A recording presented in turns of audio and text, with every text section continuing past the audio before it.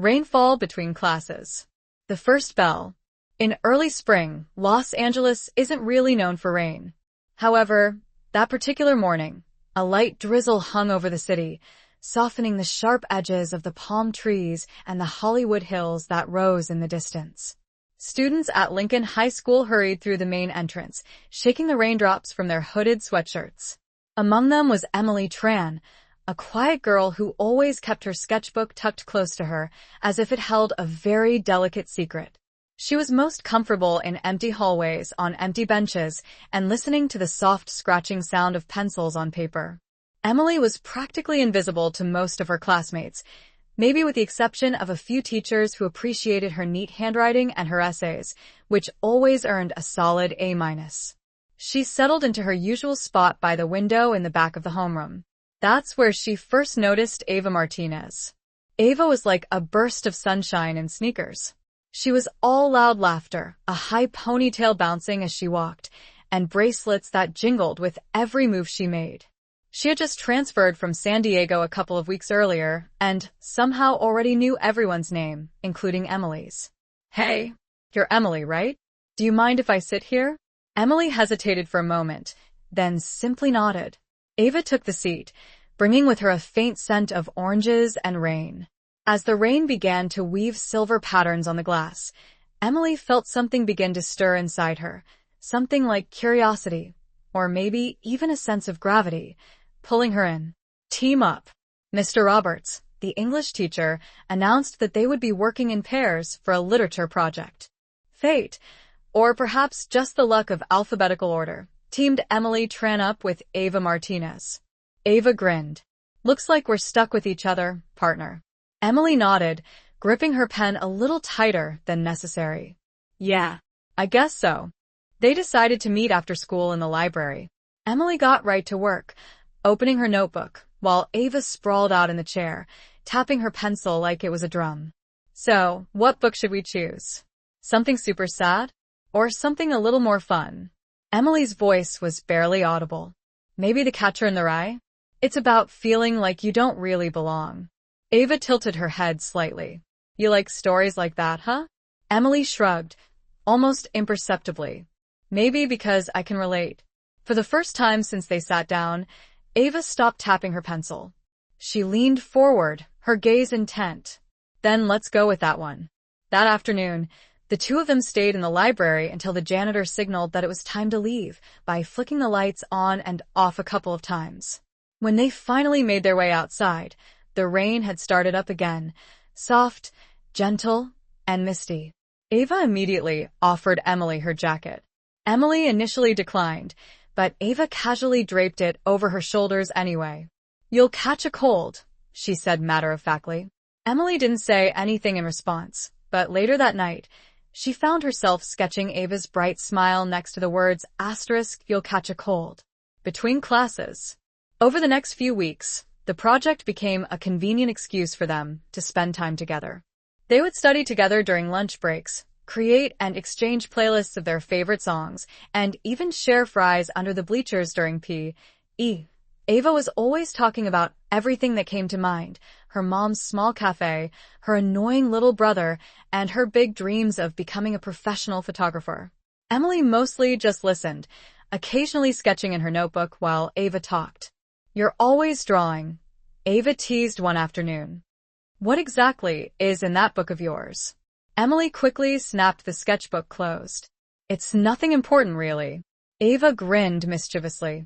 "Then you wouldn't mind if I took a peek, would you?" "Don't." Ava immediately froze, surprised by Emily's sudden outburst. Emily's tone had been sharper than she intended. The silence that followed hung heavy with unspoken apologies and a bit of awkwardness. But that night, Ava sent her a text message. "I'm sorry. You don't ever have to show me anything that you don't want to. Just please don't hate me, okay?" Emily stared at the bright screen of her phone for a long time. Then she slowly typed back, "I don't hate you." And after a short pause, she added, "Good night, Ava." The rain returns. By the middle of April, their English project was finally finished, but neither of them really wanted to stop spending time together. "Let's just hang out anyway," Ava suggested enthusiastically. "No more school stuff." Just the two of us.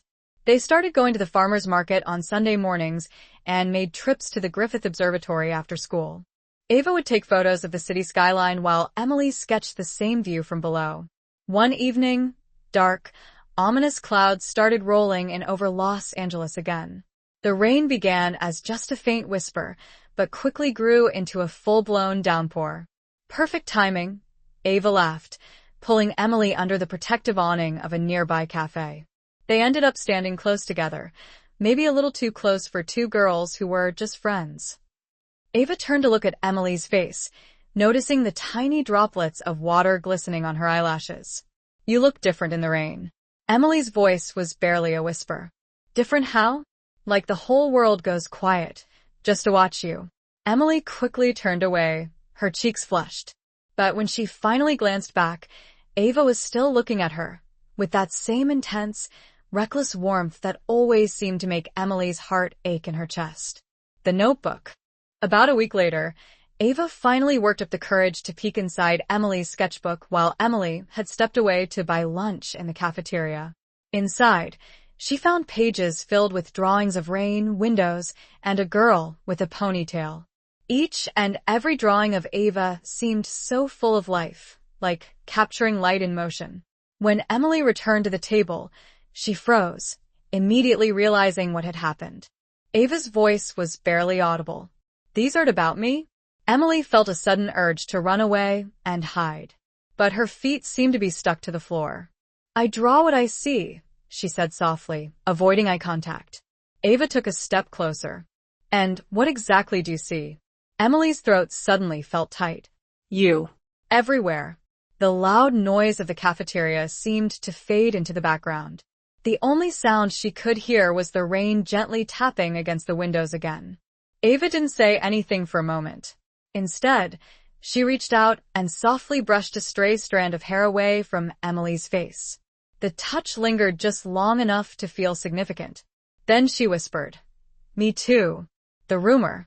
Unfortunately, high school was not exactly known for being kind when it came to keeping secrets. By the following week, whispers and rumors had already started spreading through the hallways. Someone had supposedly seen them holding hands after a sports practice. Someone else had apparently told all of Ava's friends about it. Ava tried her best to laugh it off and pretend that it didn't bother her, but Emily started eating lunch by herself again, seeking refuge in her solitude. During P.E., Ava found her hiding behind the bleachers, her sketchbook clutched tightly in her hands. "Hey, don't hide from me like that." "I'm not hiding," Emily mumbled, still looking down. "Then look at me," Ava insisted gently. Emily finally looked up, meeting Ava's gaze, and she saw a hint of fear flickering behind Ava's bright smile. "They're just rumors," Ava said, trying to sound reassuring. "They'll move on to something else soon." Emily bit her lip, her expression uncertain. "You don't have to defend me, you know." "I'm not just defending you. I'm defending us," Ava clarified, her voice firm. The word "us" hung in the air between them, as delicate and fragile as a thin piece of glass. The dance. Prom season arrived quickly, like a wildfire spreading through the school. Posters, flowers, glitter, and excitement seemed to be everywhere. Ava's friends couldn't resist teasing her about it. "So, are you bringing that art girl to prom?" She just smiled mysteriously, choosing not to say anything at all. That Friday night, Emily was at home sketching when her phone buzzed with a message. "Come outside." Ava was standing on the sidewalk in front of her house, wearing sneakers and a dressy jacket, her hair still slightly damp from the shower. She reached out and offered her hand to Emily. No loud music, no huge crowd. "Just us," she said softly. They danced together under the warm glow of the streetlight, using the faint hum of passing cars as their background music. Emily rested her head gently against Ava's shoulder, and for the first time, she didn't really care who might see them. "Do you ever wish that we could just stay like this forever?" Emily murmured quietly. Ava smiled warmly. "Always." Summer ends. Graduation day came far too quickly. Ava was accepted to UCLA in the fall. Emily was planning to attend an art school in Pasadena. On the day before Ava was scheduled to leave for college, they met at their favorite cafe. The same familiar rain drizzled lightly against the windows. Ava handed Emily a small envelope.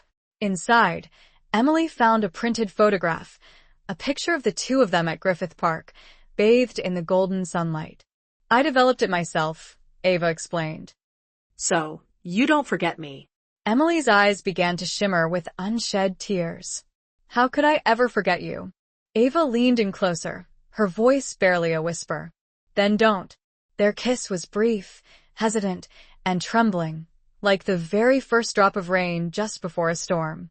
1 year later, Los Angeles was dry and sunny again the following spring. Emily was sitting in a small coffee shop, sketching in her notebook as usual. The bell above the door chimed as someone walked in. She didn't look up until she heard a familiar, unforgettable laugh. "Ava?" Ava grinned, her camera slung casually over her shoulder. "Hey, stranger." They talked for hours and hours about college, new friends, and the general chaos of growing up and figuring things out. When they finally stepped outside, the rain had started up once more, falling softly like a cherished memory. Ava reached out and gently took Emily's hand in hers. "You know," she said, her eyes sparkling, "I still like the rain best when you're in it with me." Emily smiled, her heart full. "Then I guess it'll never stop raining for us." And somewhere high above Los Angeles, the clouds seemed to agree with her.